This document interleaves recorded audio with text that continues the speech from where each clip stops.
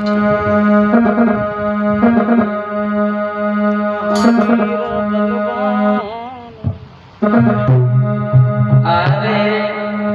महावीर बलवान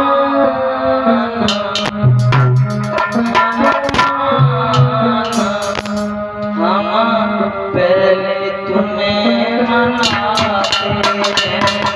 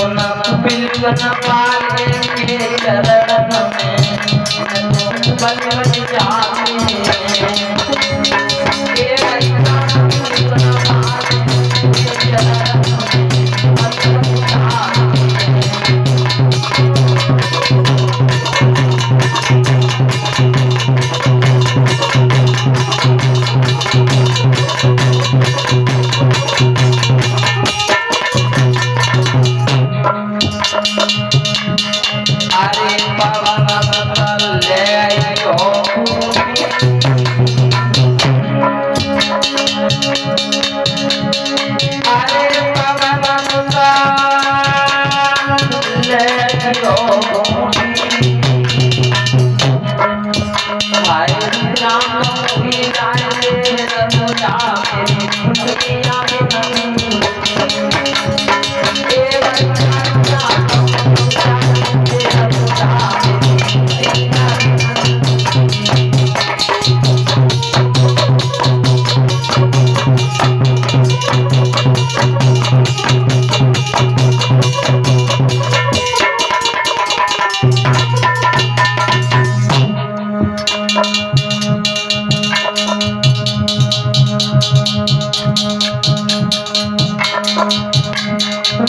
वो अंजन मिलाए समा में फेरी में गई बहुत सुंदर वो अंजन मिलाए समा में फेरी में गई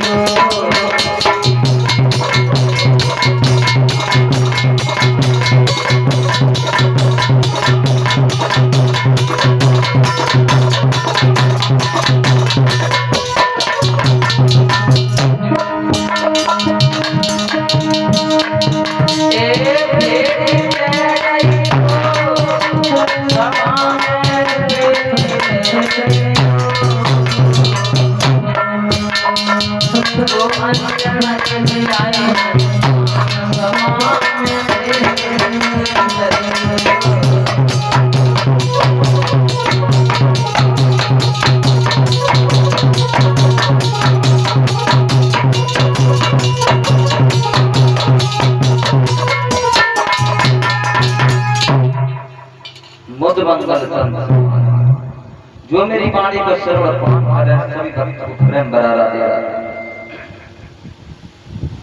मैं रोजाना बताता हूँ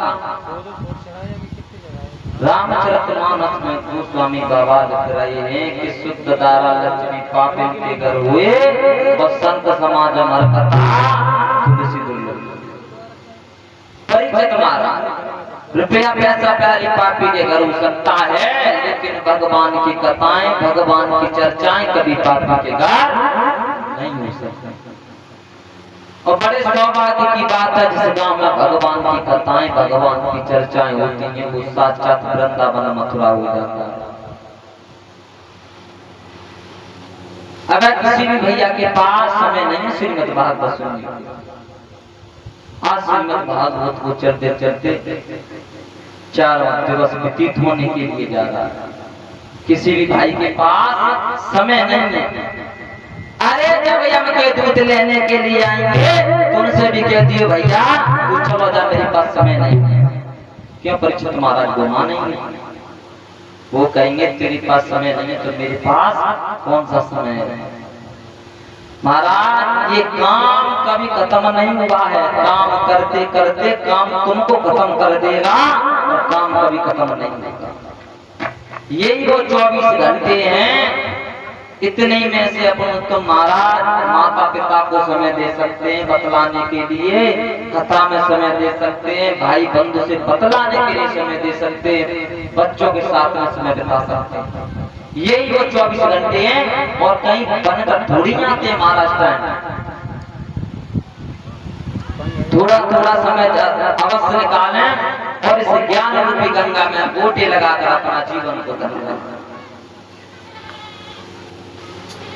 हर गंगा मैया के अंदर जितने जाओगे डूबते जाओगे और इस ज्ञान रूपी गंगा में जितने अंदर जाओगे भव से पार हो जाओगे।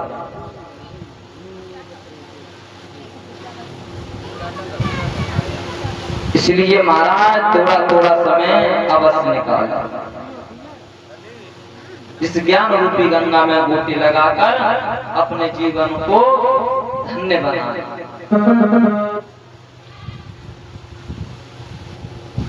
जो श्रीमद् भागवत सुनता है उसका उद्धार हो जाता है। अरे श्रीमद् भागवत से भूत प्रेत तरेगा माता, तुम तो इंसान हो, करोगे क्यों नहीं करोगे? जब भगवान की कथाएं श्रवण करोगे तब। आइए दुलान का कीर्तन बोले जिससे मनवाणी पवित्र कथा की ओर प्रसन्न करते हैं। दादा आप लोग उधर बैठे रहते, सामने बैठ जाकर तो पंडाल की शोभा भी बढ़ जाएगा, उधर भी छाया है, वार्ता करने में आनंद आएगा। सभी लोग बोलिए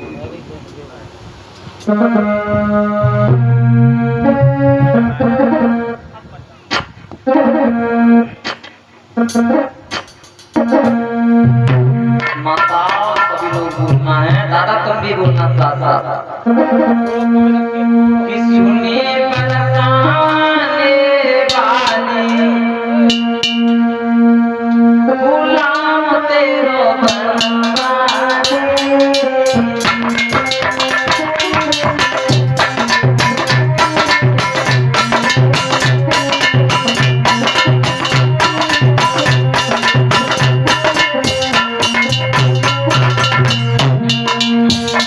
भगवान कह रहे हैं राधिका से, सूर्य बरसाने वाली गुलाम तेरो बनवा। अगर आज कल का भैया की शादी हो जावे और बच्चा से वो कमरा में से ना निकले तो पता का क्या बहू को गुलाम होएगा, बहू को चिमचा होगा। इधर भगवान खुद कह रहे हैं कि गुलाम तेरा बनवा। मैया राधा कोई ऐसे नहीं, आज तक भगवान भगवान